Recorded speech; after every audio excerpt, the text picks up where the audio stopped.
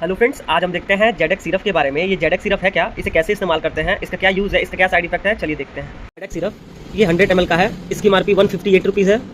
इसका इस्तेमाल हम ड्राई कफ में करते हैं, सूखी खांसी के लिए करते हैं। इसका रिस्पॉन्स बहुत ही अच्छा है, कई सारे डॉक्टर इसे प्रिस्क्राइब करते हैं।